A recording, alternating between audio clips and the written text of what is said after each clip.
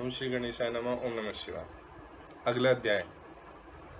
सती का योगाग्नि से अपने शरीर को भस्म कर देना, दर्शकों का हाहाकार, शिव पार्षदों को प्राण त्याग तथा दक्ष पर आक्रमण, रिंभुओं द्वारा उनका भगाया जाना तथा देवताओं की चिंता।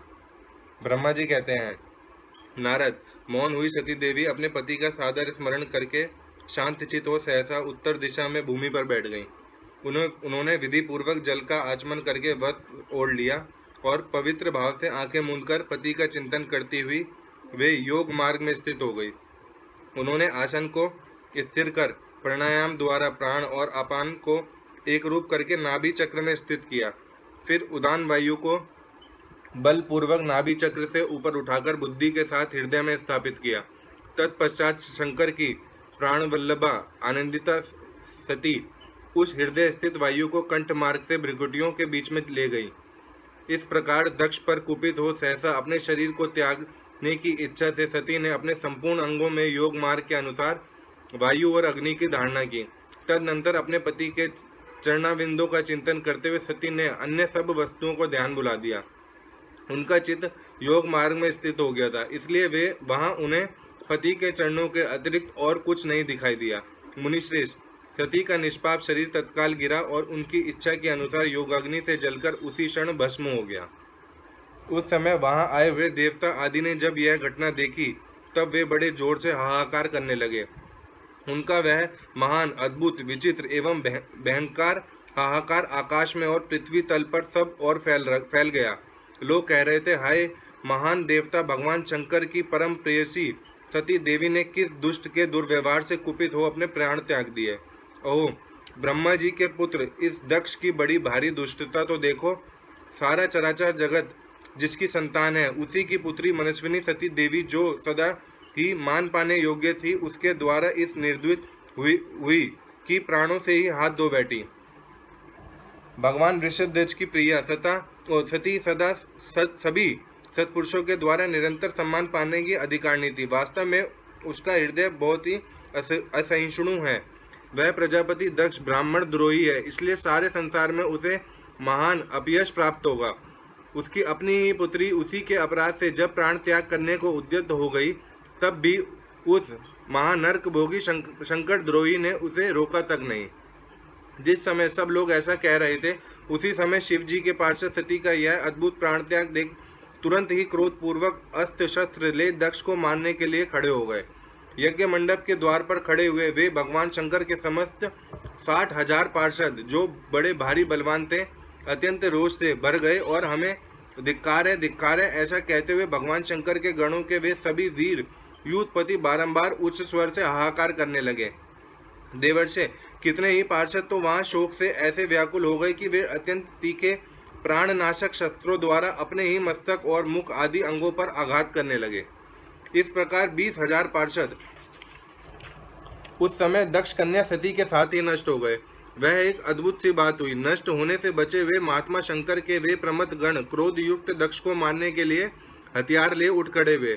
मुने, उन आक्रमणकारी पार्षदों को वेग देखकर भगवान भृगु ने यज्ञ में विघ्न डालने वालों को नाश करने के लिए नियत अपतः असुरा रक्षांसी वेदिशतः इस यजुर मंत्र से दक्षिणाग्नि में आहुति दी।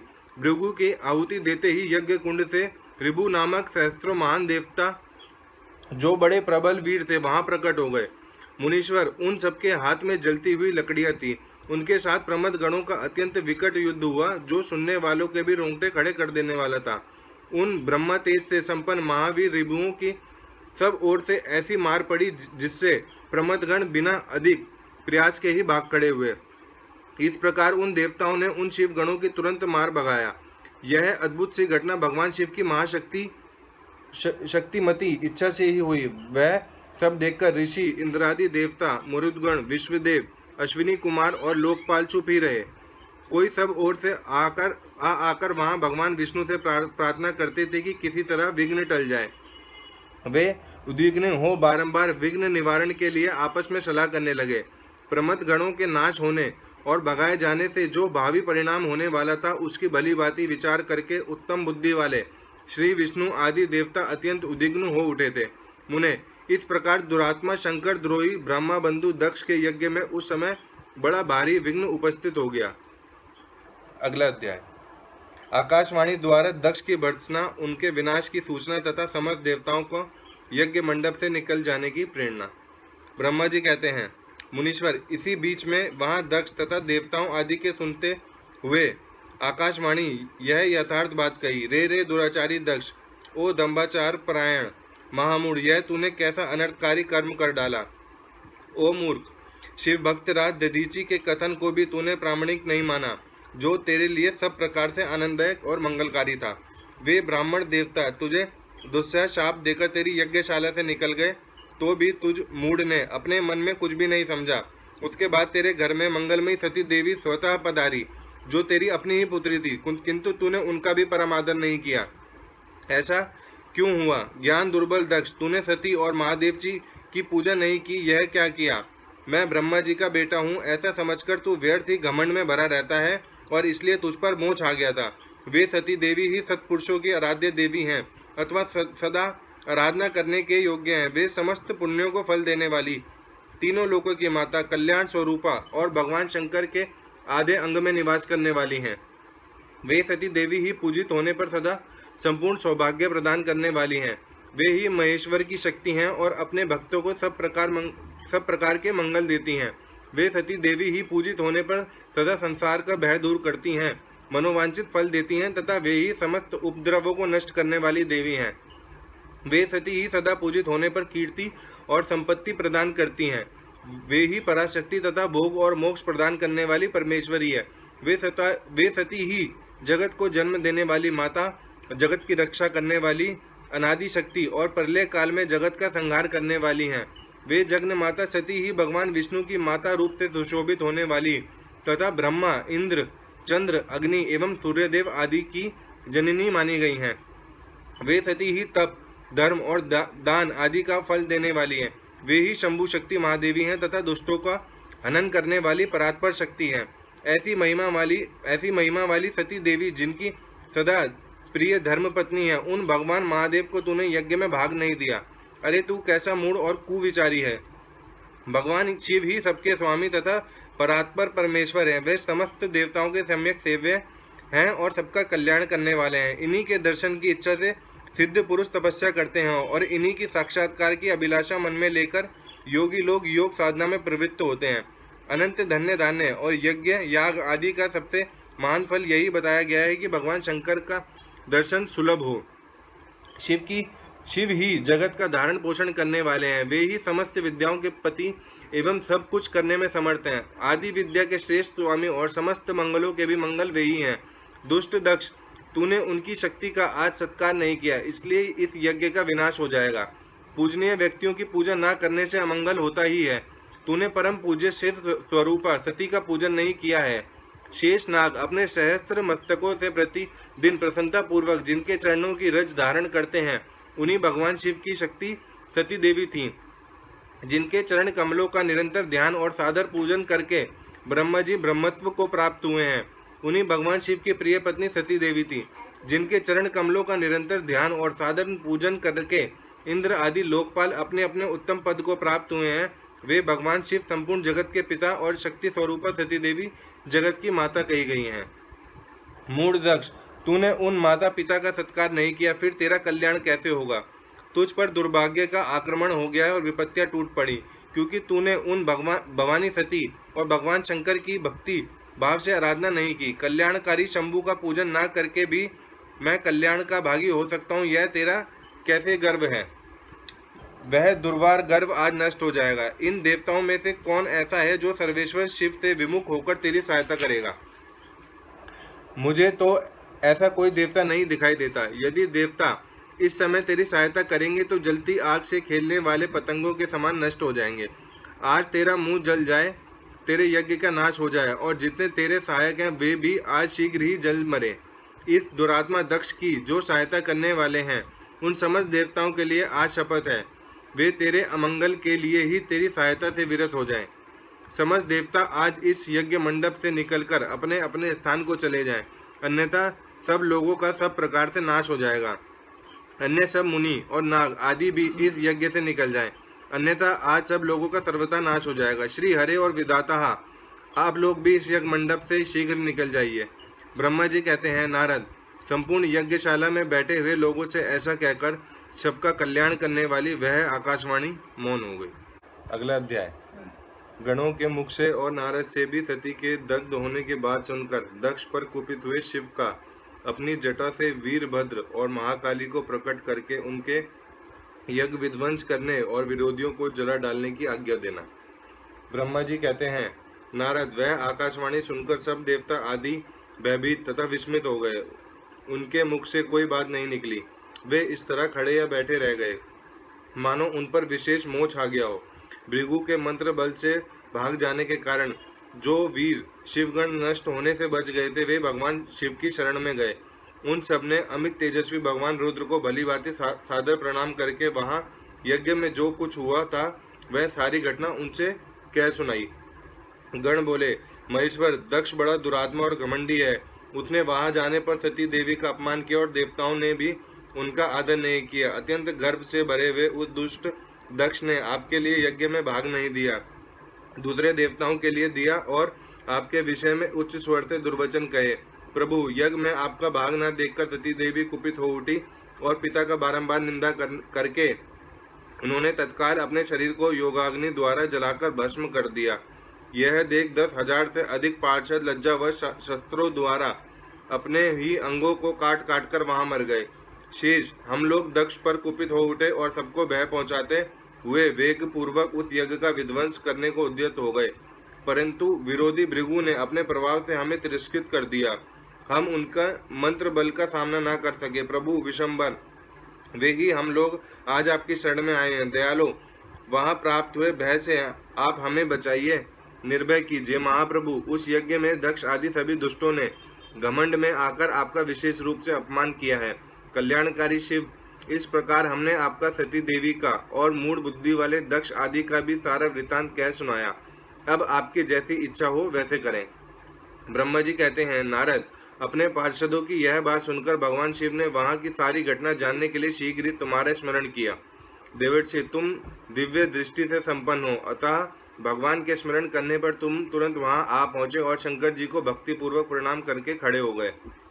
स्वामी शिव ने तुम्हारी प्रसन्नता करके तुमसे दक्ष यज्ञ में गई हुई सती का समाचार तथा दूसरी घटनाओं को पूछा। तात, शंभु के पूछने पर शिव में मन लगाए रखने वाले तुमने शीघ्र ही वहां सारा वृतांत कह सुनाया जो दक्ष यज्ञ में घटित हुआ था। मुने, तुम्हारे मुख से निकली हुई बात सुनकर उस समय महान रौद्र पराक्रम से संपन्न सर्वेश्वर रुद्र ने तुरंत ही बड़ा भारी क्रोध प्रकट किया। लोक संहारकारी रुद्र ने अपने सिर से एक जटा उखाड़ी और उसे रोष पूर्वक उस पर्वत के ऊपर दे मारा। मुने, भगवान शंकर के पटकने से उस जटा के 2 टुकड़े हो गए और महाप्रलय के समान भयंकर शब्द प्रकट हुआ। देवर्षि, उस जटा के पूर्व भाग से महाभयंकर महाबली वीरभद्र प्रकट हुए, जो समस्त शिवगणों के अगुआ हैं। वे भूमंडल को सब ओर से व्याप्त करके उससे भी 10 उंगल अधिक होकर खड़े हो गए। वे देखने में प्रलय अग्नि के समान जान पड़ते थे। उनका शरीर बहुत ऊंचा था। वे 1000 भुजाओं से युक्त थे। उन सर्वसमर्थ महारुद्र के क्रोध पूर्वक प्रकट हुए निश्वास 100 प्रकार के ज्वर और 13 प्रकार के तनिंगपात रोग पैदा हो गए। तात, उस जटा के दूसरे भाग से महाकाली उत्पन्न हुई, जो बड़ी भयंकर दिखाई देती थी। वे करोड़ों भूतों से घिरी हुई थी। जो ज्वर पैदा हुए वे सबके सब शरीरधारी, क्रूर और समस्त लोगों के लिए भयंकर थे। वे अपने तेज से प्रज्वलित हो सब और दाह उत्पन्न करते हुए से प्रतीत होते थे। वीर वृद्ध बातचीत करने में बड़े कुशल थे। उन्होंने दोनों हाथ जोड़कर परमेश्वर शिव को प्रणाम करके कहा, वीरभद्र, महारुद्र, सोम, सूर्य और अग्नि को 3 नेत्रों के रूप में धारण करने वाले प्रभु, शीघ्र आज्ञा दीजिए। मुझे इस समय कौन सा कार्य करना होगा? ईशान, क्या मुझे आधे ही क्षण में सारे समुद्रों का सुखा देना है या इतने ही समय में संपूर्ण पर्वतों को पीस डालना है? हर, मैं एक ही क्षण में ब्रह्मांड को भस्म कर डालूं या समस्त देवताओं और मुनीश्वरों को जलाकर राख कर दूं? शंकर, ईशान, क्या मैं समस्त लोगों की उलट पुलट दूं या संपूर्ण प्राणियों का विनाश कर डालूं? महेश्वर, आपकी कृपा से कहीं कोई भी ऐसा कार्य नहीं है जिसे मैं न कर सकूं। पराक्रम के द्वारा मेरी समानता करने वाले वीर ना पहले कभी हुआ है ना आगे होगा। शंकर, आप किसी तिनके को भेज दें तो वह भी बिना किसी यत्न के क्षण भर में बड़ा से बड़े कार्य सिद्ध कर सकता है, इसमें संशय नहीं है। शंभु, यद्यपि आपकी लीला मात्र से सारा कार्य सिद्ध हो जाता है, तथापि मुझे भेजा जा रहा है, यह मुझ पर आपका अनुग्रह ही है। शंभु, मुझ में भी जो ऐसी शक्ति है वह आपकी कृपा से ही प्राप्त हुई है। शंकर, आपकी कृपा के बिना किसी में कोई शक्ति नहीं हो सकती। वास्तव में आपकी आज्ञा के बिना कोई तिनके आदि को भी हिलाने में समर्थ नहीं है, यह निसंदेह कहा जा सकता है।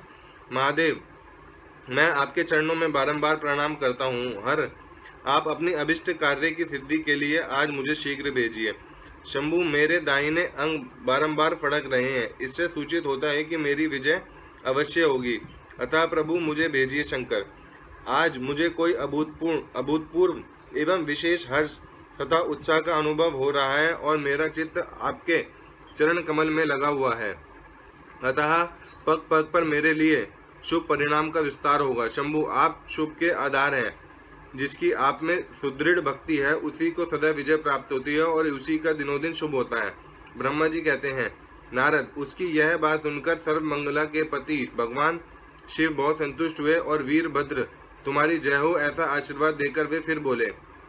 महेश्वर ने कहा, मेरे पार्षदों में श्रेष्ठ वीरभद्र, ब्रह्मा जी का पुत्र दक्ष बड़ा दुष्ट है।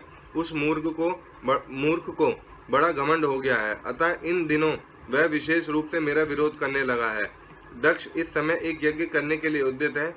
तुम याग परिवार सहित उस यज्ञ को भस्म करके फिर शीघ्र मेरे स्थान पर लौट आओ।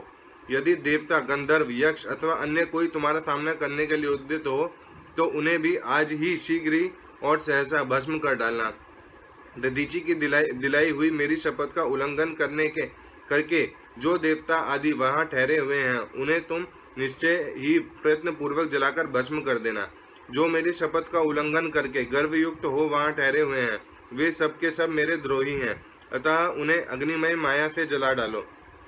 दक्ष की यज्ञशाला में जो अपनी पत्नियों और सारभूत उपकरणों के साथ बैठे हों उन सबको जलाकर भस्म कर देने के पश्चात फिर शीघ्र लौट आना। तुम्हारे वहां जाने पर विश्वदेव आदि देवगण भी यदि सामने आ तुम्हारी सादर स्तुति करें तो भी तुम उन्हें शीघ्र आग की ज्वाला से जलाकर ही छोड़ना। वीर, वहां दक्ष आदि सब लोगों को पत्नी और बंधु बांधवों सहित जलाकर कलशों में रखे हुए जल को लीला पूर्वक पी जाना। ब्रह्मा जी कहते हैं, नारद, जो वैदिक मर्यादा के पालक, काल के भी शत्रु तथा सबके ईश्वर हैं, वे भगवान रुद्र रोष से लाल आंखें किए महावीर वीरभद्र से ऐसा कहकर चुप हो गए। अध्याय समाप्त। अगला अध्याय, प्रमथ गणों सहित वीरभद्र और महाकाली का दक्ष यज्ञ विध्वंस के लिए प्रस्थान। दक्ष तथा देवताओं का अपशकुन एवं उत्पात सूचक लक्षणों का दर्शन एवं भय होना। ब्रह्मा जी कहते हैं, नारद, महेश्वर के इस वचन को आदर पूर्वक सुनकर वीरभद्र बहुत संतुष्ट हुए। उन्होंने महेश्वर को प्रणाम किया। तत्पश्चात उन्होंने उन देवादिव देव शूली की उपयुक्त आज्ञा को शिरोधार्य करके वीरभद्र वहां से शीघ्र ही दक्ष के यज्ञ मंडप की ओर चले। भगवान शिव ने केवल शोभा के लिए उनके साथ करोड़ों महावीर गणों को भेज दिया जो परले अग्नि के समान तेजस्वी थे। वे कौतूहलकारी प्रबल वीर प्रमथ गण वीरभद्र के आगे और पीछे भी चल रहे थे। काल के भी काल भगवान रुद्र के वीरभद्र सहित जो लाखों पार्षद गण थे उन सबका स्वरूप रुद्र के ही समान था। उन गणों के साथ महात्मा वीरभद्र भगवान शिव के समान ही वेशभूषा धारण किए रथ पर बैठकर यात्रा कर रहे थे। उनके 1 सहस्त्र भुजाएं थी, शरीर में नागराज लिपटे हुए थे। वीरभद्र बड़े प्रबल और भयंकर दिखाई देते थे। उनका रथ बहुत ही विशाल था, उसमें 10,000 सिंह जोते जाते थे जो प्रयत्न पूर्वक उस रथ को खींचते थे। उसी प्रकार बहुत से प्रबल सिंह, शार्दूल, मगर, मत्स्य और सहस्त्रों हाथी उस रथ के पार्श्व भाग की रक्षा करते थे। काली, कात्यायनी, ईशानी, चामुंडा, मुंडमार्दिनी, भद्रकाली, भद्रा, तवरिता तथा वैष्णवी, इन 9 दुर्गाओं के साथ तथा समस्त भूतगणों के साथ महाकाली दक्ष का विनाश करने के लिए चली। डाकिनी, शाकिनी, भूत, प्रमथ, ग्रोहाक, कुष्मांड, परपट, चटक, ब्रह्मा, राक्षस, भैरव तथा क्षेत्रपाल आदि ये सभी वीर भगवान शिव की आज्ञा का पालन एवं दक्ष के यज्ञ का विनाश करने के लिए तुरंत चल दिए। इनके सिवा 64 गणों के साथ योगिनियों का मंडल भी सहसा कुपित हो दक्ष यज्ञ का विनाश करने के लिए वहां से प्रस्तुत हुआ। इस प्रकार कोटि कोटि गण एवं विभिन्न प्रकार के गणाधीश वीरभद्र के साथ चले। उस समय बैरियों की गंभीर ध्वनि होने लगी, नाना प्रकार के शब्द करने वाले शंख बज उठे, भिन्न भिन्न प्रकार की सींगे बजने लगी। महामुने सेना सहित वीरभद्र की यात्रा के समय वहां बहुत से सुखद शकुन होने लगे। इस प्रकार जब प्रमथ गणों सहित वीरभद्र ने प्रस्थान किया, तब उधर दक्ष तथा देवताओं को बहुत से अशुभ लक्षण दिखाई देने लगे। देवर्षे यज्ञ विध्वंस की सूचना देने वाले त्रिविध उत्पात प्रकट होने लगे। दक्ष की बाएं आंख फड़कने लगी, बाएं आंख, बाएं भुजा और बाएं जांघ फड़कने लगी। तात वाम अंगों का वह फड़कना सर्वथा अशुभ सूचक था और नाना प्रकार के कष्ट मिलने की सूचना दे रहा था। उस समय दक्ष की यज्ञशाला में धरती डोलने लगी। दक्ष को दोपहर के समय दिन में ही अद्भुत तारे दिखने लगे, दिशाएं मलिन हो गई, सूर्यमंडल चितकबरा दिखने लगा, उस पर हजारों घेरे पड़ गए, जिससे वह भयंकर जान पड़ता था। बिजली और अग्नि के समान दीप्तिमान तारे टूट टूट कर गिरने लगे तथा और भी बहुत सी भयानक अपशकुन होने लगे। इसी बीच में वहां आकाशवाणी प्रकट हुई, जो संपूर्ण देवताओं और विशेषतः दक्ष को अपनी बात सुनाने लगी। आकाशवाणी बोली, ओ दक्ष, आज तेरे जन्म को धिक्कार है, तू महामूढ़ और पापात्मा है। भगवान हर की ओर से आज तुझे महान दुख प्राप्त होगा, जो किसी तरह टल नहीं सकता। अब यह तेरा हाहाकार भी नहीं सुनाई देगा। जो मूढ़ देवता आदि तेरे यज्ञ में स्थित हैं, उनको भी महान दुख होगा, इसमें संशय नहीं है। ब्रह्मा जी कहते हैं, मुने, आकाशवाणी की यह बात सुनकर और पूर्वोक्त अशुभ सूचक लक्षणों को देखकर दक्ष तथा दूसरे देवता आदि को भी अत्यंत भय प्राप्त हुआ। उस समय दक्ष मन ही मन अत्यंत व्याकुल हो कांपने लगा और अपने प्रभु लक्ष्मीपति भगवान विष्णु के चरण में गए। वे भय से अधीर हो बेसुध हो रहे थे। उन्होंने स्वजन वत्सल देवादिप देव भगवान विष्णु को प्रणाम किया और उनसे स्तुति करके कहा। अध्याय समाप्त। अगला अध्याय, दक्ष के यज्ञ की रक्षा के लिए भगवान विष्णु से प्रार्थना। भगवान का शिवद्रोह जनित संकट को टालने में अपनी असमर्थता बताते हुए दक्ष को समझाना तथा सेना सहित वीरभद्र का आगमन। दक्ष बोले, देवदेव हरे विष्णु, दीनबंधु कृपा निधे, आपको मेरी और मेरे यज्ञ की रक्षा करनी चाहिए। प्रभु, आप ही यज्ञ के रक्षक हैं और यज्ञ ही आपका कर्म है और आप यज्ञ स्वरूप हैं। आपको ऐसी कृपा करनी चाहिए जिससे यज्ञ का विनाश ना हो। ब्रह्मा जी कहते हैं, मुनीश्वर, इस तरह अनेक प्रकार से सादर प्रार्थना करके दक्ष भगवान श्री हरि के चरणों में गिर पड़े। उनका चित्त भय से व्याकुल हो रहा था। तब जिनके मन में घबराहट आ गई थी, उन प्रजापति दक्ष को उठाकर और उनकी प्रवोक्त बात सुनकर भगवान विष्णु ने देवादिप देव शिव का स्मरण किया। अपने प्रभु एवं महान ऐश्वर्य से युक्त परमेश्वर शिव का स्मरण करके शिव तत्व के ज्ञाता श्री हरि दक्ष को समझाते हुए बोले। श्री हरि ने कहा, दक्ष, मैं तुमसे तत्व की बात बता रहा हूँ, तुम मेरी बात ध्यान देकर सुनो। मेरा यह वचन तुम्हारे लिए सर्वथा हितकर तथा महामंत्र के समान सुखदायक होगा।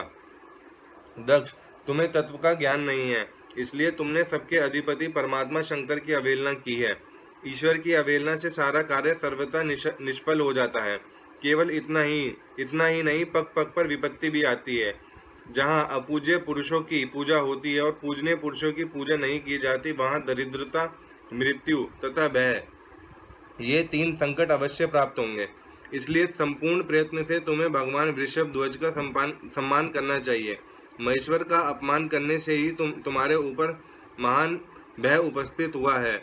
हम सब लोग प्रभु होते हुए भी आज तुम्हारी दुर्नीति के कारण जो संकट आया उसे टालने में समर्थ नहीं है। यह मैं तुमसे सच्ची बात कहता हूँ। ब्रह्मा जी कहते हैं, नारद, भगवान विष्णु का यह वचन सुनकर दक्ष चिंता में डूब गए। उनके चेहरे का रंग उड़ गया और वे चुपचाप पृथ्वी पर खड़े रह गए। इसी समय भगवान रुद्र के भेजे हुए गणनायक वीरभद्र अपनी सेना के साथ यज्ञ स्थल में जा पहुंचे। वे सबके सब बड़े शूरवीर, निर्भय तथा रुद्र के समान ही पराक्रमी थे। भगवान शंकर की आज्ञा से आए हुए उन गणों की गणना असंभव थी। वे वीर शिरोमणि रुद्र सैनिक जोर जोर से सिंहनाद करने लगे। उनके उस महानाद से तीन लोग गूंज उठे। आकाश धूल से ढक गया और दिशाएं अंधकार से आवृत हो गई। सातों द्वीपों से युक्त पृथ्वी अत्यंत भय से व्याकुल हो पर्वत, वन और काननों सहित कांपने लगी तथा संपूर्ण समुद्रों में ज्वार आ गया। इस प्रकार समस्त लोकों का विनाश करने में समर्थ उस विशाल सेना को देखकर समस्त देवता आदि चकित हो गए। सेना के उद्योग को देख दक्ष के मुंह से खून निकल आया। वे अपनी स्त्री को साथ ले भगवान विष्णु के चरणों में दंड की भांति गिर पड़े और इस प्रकार बोले। दक्ष ने कहा, विष्णु महाप्रभु, आपके बल से ही मैंने इस महान यज्ञ का आरंभ किया है। सत्कर्म की सिद्धि के लिए आप ही प्रमाण माने गए हैं। विष्णु, आप कर्मों के साक्षी तथा यज्ञों के प्रतिपालक हैं। महाप्रभु, आप वेदोक्त धर्म तथा ब्रह्मा जी के रक्षक हैं। अतः प्रभु, आपको मेरे इस यज्ञ की रक्षा करनी चाहिए, क्योंकि आप ही सबके प्रभु हैं। ब्रह्मा जी कहते हैं, दक्ष की अत्यंत दीनता पूर्ण बात सुनकर भगवान विष्णु उस समय शिव तत्व से विमुख हुए। दक्ष को समझाने के लिए इस प्रकार बोले। श्री विष्णु ने कहा, दक्ष, इसमें संदेह नहीं है कि मुझे तुम्हारी यज्ञ की रक्षा करनी चाहिए, क्योंकि धर्म परिपालन विषयक जो मेरी सत्य प्रतिज्ञा है वह सर्वत्र विख्यात है। परंतु दक्ष, मैं जो कुछ कहता हूँ उसे तुम सुनो। इस समय अपनी क्रूरतापूर्ण बुद्धि को त्याग दो। देवताओं के क्षेत्र नैमिषरणाय में जो अद्भुत घटना घटित हुई थी उसका तुम्हें स्मरण नहीं हो रहा क्या? तुम अपनी कुबुद्धि के कारण उसे भूल गए। यहाँ कौन भगवान रुद्र के कोप से तुम्हारी रक्षा करने में समर्थ है? दक्ष, तुम्हारी रक्षा किसको अभिमत नहीं है, परंतु जो तुम्हारी रक्षा करने को उद्यत होता है वह अपनी दुर्बुद्धि का ही परिचय देता है। दुर्मते, क्या कर्म है और क्या अकर्म, इसे तुम नहीं समझ पा रहे। केवल कर्म ही कभी कुछ करने में समर्थ नहीं हो सकता। जिसके सहयोग से कर्म में कुछ करने की सामर्थ्य आती है उसी को तुम स्वकर्म समझो। भगवान शिव के बिना दूसरा कोई कर्म में कल्याण करने की शक्ति देने वाला नहीं है। जो शांत हो, ईश्वर में मन लगाकर उनकी भक्ति पूर्वक कार्य करता है, उसी को भगवान शिव तत्काल उस कर्म का फल देते हैं। जो मनुष्य केवल ज्ञान का सहारा ले अनिश्वरवादी हो जाते हैं और ईश्वर को नहीं मानते, वे शतकोटि कल्पों तक नरक में ही पड़े रहते हैं। फिर वे कर्म पाश में बंधे हुए जीव प्रत्येक जन्म में नरकों की यातना भोगते हैं, क्योंकि वे केवल सकाम कर्म के ही स्वरूप का आश्रय लेने वाले होते हैं। ये शत्रुमर्दन वीरभद्र जो यज्ञशाला के आंगन में आ पहुंचे हैं, भगवान रुद्र की क्रोधाग्नि से प्रकट हुए हैं। इस समय समस्त रुद्रगणों के नायक ये ही हैं। ये हम लोगों के विनाश के लिए आए हैं, इसमें संशय नहीं है। कोई भी कार्य क्यों ना हो, वस्तुतः इनके लिए कुछ भी अशक्य ही नहीं। ये महान सामर्थ्यशाली वीरभद्र सब देवताओं को अवश्य जलाकर ही शांत होंगे, इसमें संशय नहीं जान पड़ता। मैं भ्रम से महादेव जी की शपथ का उल्लंघन करके जो यहाँ ठहरा रहा, उसके कारण तुम्हारे साथ मुझे भी इस कष्ट का सामना करना ही पड़ेगा। भगवान विष्णु इस प्रकार कह ही रहे थे कि वीरभद्र के साथ शिवगणों की सेना का समुद्र उमड़ आया। समस्त देवता आदि ने उसे देखा। अध्याय समाप्त। अगला अध्याय, देवताओं का पलायन। इंद्र आदि के पूछने पर बृहस्पति का रुद्रदेव की अजेयता बताना, वीरभद्र का देवताओं को युद्ध के लिए ललकारना, श्री विष्णु और वीरभद्र की बातचीत तथा विष्णु आदि का अपने लोक में जाना एवं दक्ष और यज्ञ का विनाश करके वीरभद्र का कैलाश को लौटना। ब्रह्मा जी कहते हैं, नारद, उस समय देवताओं के साथ शिवगणों का घोर युद्ध आरंभ हो गया। उसमें सारे देवता पराजित हुए और भागने लगे। वे एक दूसरे का साथ छोड़कर स्वर्गलोक में चले गए। उस समय केवल महाबली इंद्र आदि लोकपाल ही उस दारुण संग्राम में धैर्य धारण करके उत्सुकता पूर्वक खड़े रहे। तदनंतर इंद्र आदि सब देवता मिलकर उस सम्रांगण में बृहस्पति जी को विनीत भाव से नमस्कार करके पूछने लगे। लोकपाल बोले, गुरुदेव बृहस्पति, तात महाप्राज्ञ दयानिधे, शीघ्र बताइए, हम जानना चाहते हैं कि हमारी विजय कैसे होगी। उनकी यह बात सुनकर बृहस्पति ने प्रयत्नपूर्वक भगवान शंभु का स्मरण किया और ज्ञान दुर्बल महेंद्र से कहा। बृहस्पति बोले, इंद्र, भगवान विष्णु ने पहले जो कुछ कहा था वह सब इस समय घटित हो गया। मैं उसी को स्पष्ट कर रहा हूँ, सावधान होकर सुनो। समस्त कर्मों का फल देने वाले जो कोई ईश्वर हैं, वह कर्ता का ही आश्रय लेते हैं। कर्म करने वाले को ही उस कर्म का फल देते हैं। जो कर्म करता ही नहीं, उसको फल देने में वह समर्थ नहीं है। अतः जो ईश्वर को जानकर उसका आश्रय ले सत्कर्म करता है, उसी को उस कर्म का फल मिलता है, ईश्वर द्रोही को नहीं। ना मंत्र, ना औषधियाँ, ना समस्त अभिचारक कर्म, ना लौकिक पुरुष, ना कर्म, ना वेद, ना पर्व और उत्तरीमा मानसा तथा ना नाना वेदों से युक्त अनन्य शास्त्र ही ईश्वर को जानने में समर्थ होते हैं। ऐसा प्राचीन विद्वानों का कथन है। अनन्य शरण भक्तों को छोड़कर दूसरे लोग संपूर्ण वेदों का 10,000 बार स्वाध्याय करके भी महेश्वर को भलीभांति नहीं जान सकते। यह माँ श्रुति का कथन है। अवश्य भगवान शिव के अनुग्रह से ही सर्वथा शांत, निर्विकार एवं उत्तम दृष्टि से सदाशिव के तत्व का साक्षात्कार हो सकता है। सुरेश्वर, क्या कर्तव्य है और क्या अकर्तव्य है, इसका विवेचन करना अभिष्ट होने पर मैं जो इसमें सिद्धि का उत्तम अंश है उसका प्रतिपादन करूंगा। तुम अपने हित के लिए उसे ध्यान देकर सुनो। इंद्र, तुम लोकपालों के साथ आज नादान बनकर दक्ष यज्ञ में आ गए। बताओ तो यहाँ क्या पराक्रम करोगे। भगवान रुद्र जिनके सहायक हैं, ऐसे ये परम क्रोधी रुद्रगण इस यज्ञ में विघ्न डालने के लिए आए हैं और अपना काम पूरा करेंगे, इसमें संशय नहीं है। मैं सत्य सत्य कहता हूँ कि इस यज्ञ के विघ्न के निवारण करने के लिए वस्तुतः तुम में से किसी के पास सर्वथा कोई उपाय नहीं है। बृहस्पति की यह बात सुनकर वे इंद्र सहित समस्त लोकपाल बड़ी चिंता में पड़ गए।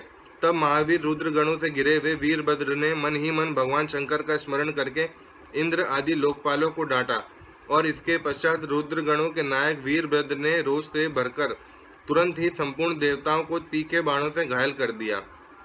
उन बाणों की चोट खाकर इंद्र आदि समस्त सुरेश्वर भागते हुए 10 दिशाओं में चले गए। जब लोकपाल चले गए और देवता भाग खड़े हुए, तब वीरभद्र अपने गणों के साथ यज्ञशाला के समीप गए।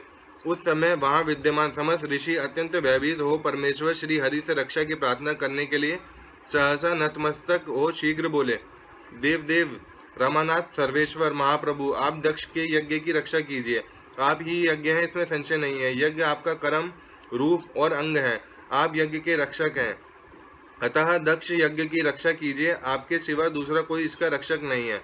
ब्रह्मा जी कहते हैं, नारद, ऋषियों का यह वचन सुनकर मेरे सहित भगवान विष्णु वीरभद्र के साथ युद्ध करने की इच्छा से चले। श्री हरि के युद्ध के लिए उद्यत देख शत्रुमर्दन वीरभद्र, जो वीर प्रमथ गणों से घिरे हुए थे, कड़े शब्दों में भगवान विष्णु को डांटने लगे।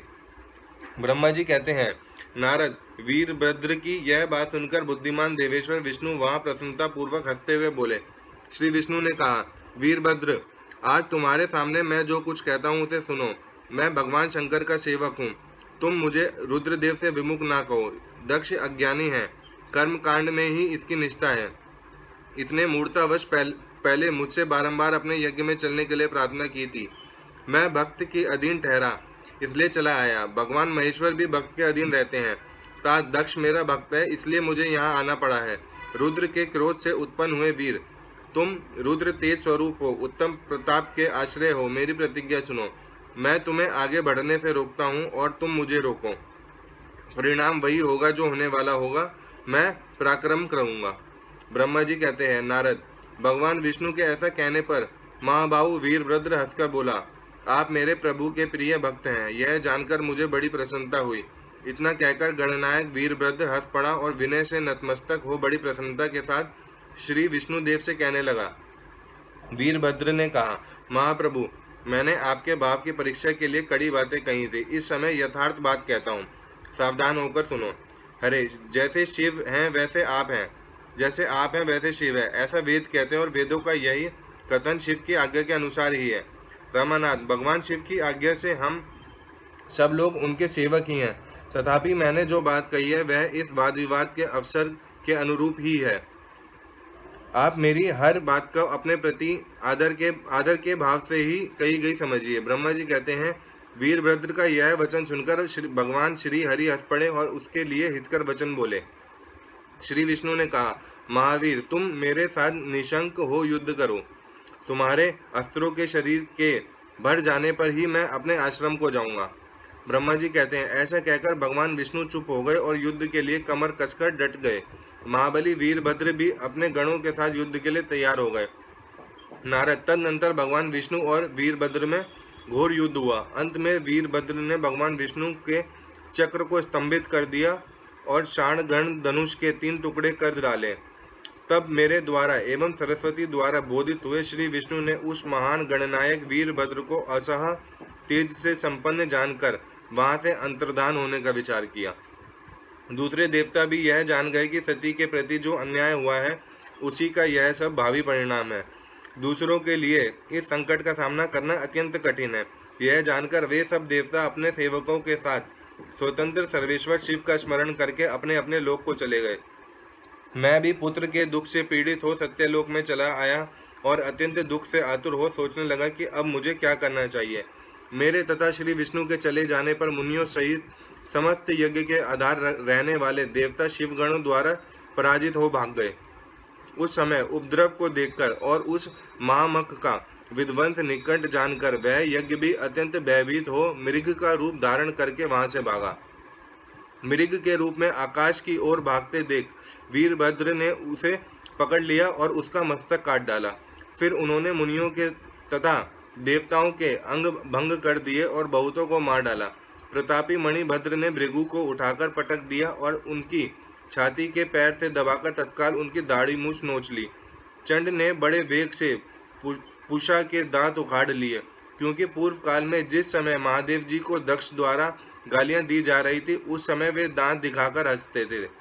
नंदी ने भग को रोष पूर्वक पृथ्वी पर दे मारा, उनकी दोनों आंखें निकाल ली, क्योंकि जब दक्ष शिव जी को शाप दे रहे थे उस समय वे आंखों के संकेत से अपने अनुमोदन सूचित कर रहे। वहां रुद्रगण नायकों ने स्वधा स्वाहा और दक्षिणा देवियों की बड़ी विडंबना दुर्दशा की।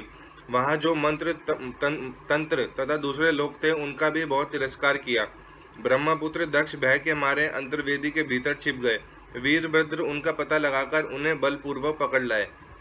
फिर उनके दोनों गाल पकड़कर उन्होंने उनके मस्तक पर तलवार से आघात किया, परंतु योग के प्रभाव से दक्ष का सिर अभेद्य हो गया था, इसलिए कट नहीं सका। जब वीरभद्र को ज्ञात हुआ कि संपूर्ण अस्त्र शस्त्रों से इनके मस्तक का भेदन नहीं हो सकता, तब उन्होंने दक्ष की छाती पर पैर रखकर दबाया और दोनों हाथों से गर्दन मरोड़कर तोड़ डाली। फिर शिवद्रोही दुष्ट दक्ष के उस सिर को गणनायक वीरभद्र ने अग्निकुंड में डाल दिया। तदनंतर जैसे सूर्य घोर अंधकार राशि का नाश करके उदयचल पर आरूढ़ होते हैं, उसी प्रकार वीरभद्र दक्ष और उनके यज्ञ का विध्वंस करके कृतकार्य हो तुरंत ही वहां से उत्तम कैलाश पर्वत को चले गए। वीरभद्र को काम पूरा करके आया देख परमेश्वर शिव मन ही मन बहुत संतुष्ट हुए और उन्होंने वीर प्रमथ गणों को का अध्यक्ष बना दिया। ओम नमः।